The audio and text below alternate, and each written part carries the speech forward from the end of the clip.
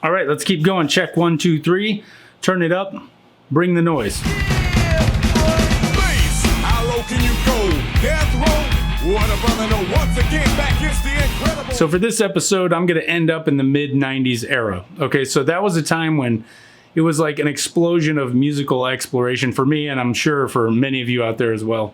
This was the time I started to really explore music for myself. I would go to the record store, like me and my mom she would go to the grocery store, and then I would go over to Homer's and go look for more CDs to buy. And it was everything from rock to rap to metal, everything. I was just exploring and just having fun doing it. Flipping through the CDs at the time, seeing new artists, new bands, just whatever. It was an exciting time. So a few of these episodes might overlap because we're gonna cover a lot of ground and a lot of bands. I was all over the place listening to everything. So for today, I'm gonna focus on rap, hip hop, metal, and heavy metal, and what eventually became known as nu metal.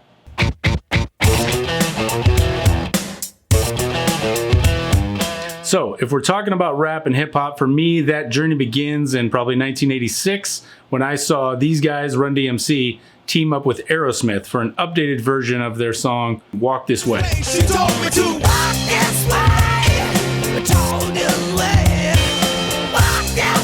So I remember watching that video as a little kid, obviously thinking it was amazing and cool. They were literally breaking down barriers, breaking down walls that separated like rock and roll and rap and hip hop. And then they brought those two worlds together. I mean, there was nothing cooler than that at that time. So, and Run DMC had their Adidas. And I was like, well, I got to get some Adidas now, obviously. And just that mixture of heavy rock with rap and hip hop, and it melded so seamlessly. It sounded so good. And then moving on from there, in 1986, Beastie Boys released License to Ill, which included the song Fight for Your Right.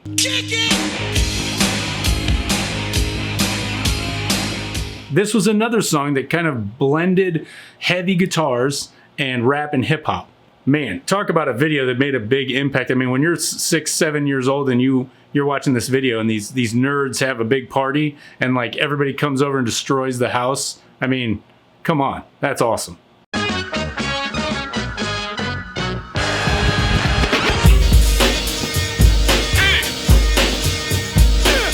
In 1990, Public Enemy released Fear of a Black Planet. Now, I don't know when I first heard that album, but songs like Fight the Power and Welcome to the Terror Dome, man, those hit so hard. I was immediately hooked on that band. But in 1991, Public Enemy teamed up with Anthrax and released a banger known as Bring the Noise. How low can you go? Death row? What a brother, no, once again, back is the incredible. A great video, great song, super heavy. It brought these worlds together. I guess Scott Ian said, he always wanted to hear Chuck D's voice with his guitar tone. Now, some have said that this song is the beginning of what became known as rap metal, okay, which is also connected to nu metal. Now, Scott Ian from Anthrax has said he cannot take full credit for that, and obviously he can't because earlier we talked about, Run DMC, Aerosmith, Faith No More.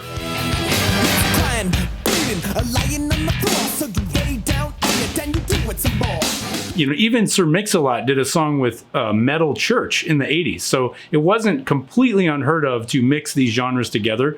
But Public Enemy and Anthrax, that song Bring the Noise, it really made a huge impact on the musical culture, I think. Also in 1991, I bought one of my first CDs ever. It was Ice Cube, Death Certificate. I got a habit, the pillars cap backwards. I hope he wear vest too, and his best blue, going up against the Zulu. So as far as rap and hip hop, Ice Cube is always kind of at the top, but during that era, I was listening to Ghetto Boys, EPMD, KRS-One, Lord Finesse, Paris, Eric B. and Rakim. Check the file, let's see who bit the dissect the style. I flip the script so it can't get filed. At least not now, it'll take a while. Other albums that made an impact during that era were Beastie Boys' Check Your Head, and I think Beastie Boys' Check Your Head was like my favorite Beastie Boys record, even more so than License to Ill, because it had great tracks like Pass the Mic and So What You Want.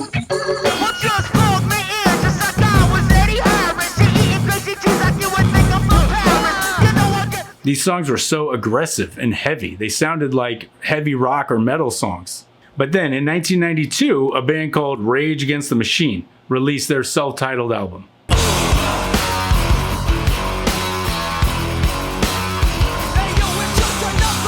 The Rage Against the Machine album was a total game changer.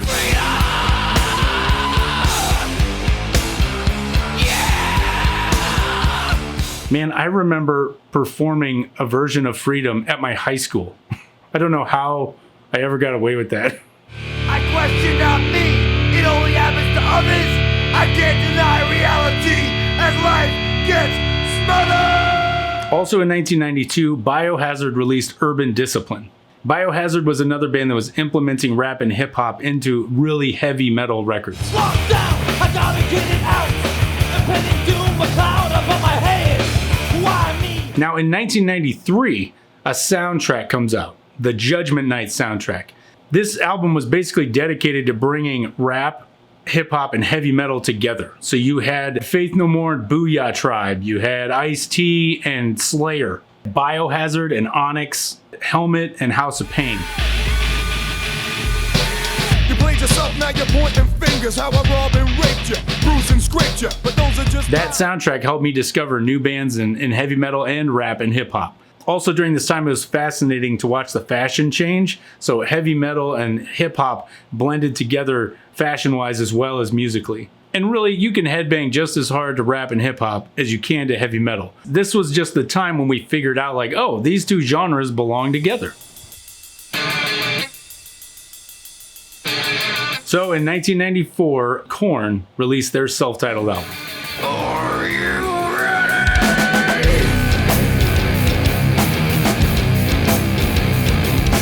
Yeah, the song Blind hit like a ton of bricks. I remember thinking this was another one of these moments where I was thinking, that is the heaviest thing I've ever heard in my life. What is this? What is going on? Who are these people?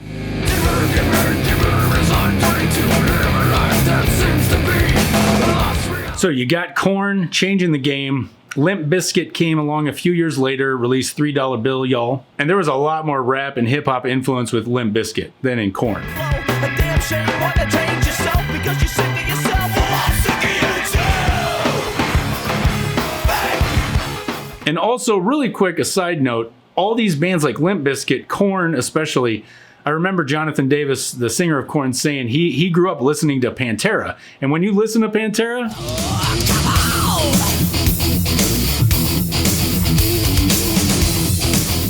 man, you can hear that influence. You can hear like where this sound came from. That was just one part of the recipe that became kind of new metal. But those bouncy, heavy riffs are just undeniable. And it's what it does to the crowd is just, you can't beat it. It's so fun to listen to. It's so fun to be at shows like that. Also, this was the era of the parental advisory sticker. The PMRC had this great idea to like put these stickers on all the albums, which the artists, I think, eventually just, I don't think you could have done anything better, because as soon as I saw that sticker, I knew which albums to buy. Am I right? I mean, I'm a kid. I want to buy the things I shouldn't buy. Obviously. Duh. If you're telling me not to buy it, that's the one I'm going to buy. Also fashion-wise, Adidas. I mean, look at this. 1986, you got Run DMC rocking the Adidas. They got songs about Adidas. And then years later, you got Korn wearing Adidas tracksuits. They have a song called Adidas. I don't know what happened there, but man, Adidas did well in the 80s and 90s.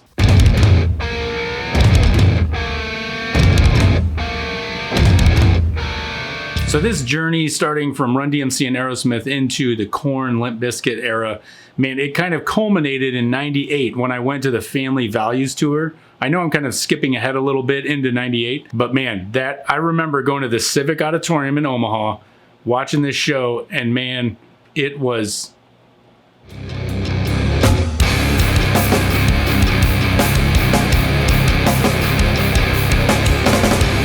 It was the best concert of my life up to that point, I gotta say. It was so incredible. It was fun, it kind of felt dangerous, it was everything mixed together. But then you brought in my favorite rapper, Ice Cube, and then you had Korn, Limp Bizkit, Rammstein, Orgy, all these bands coming together, and this show was just out of control. And my body, I was in so much physical pain the next few days, but I didn't care. It was worth it.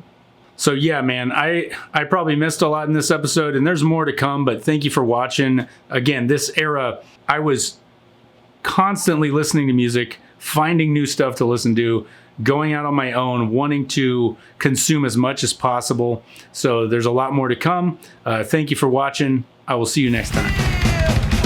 Please, how low can you go? Death row? What a brother, no, once again, back is the incredible.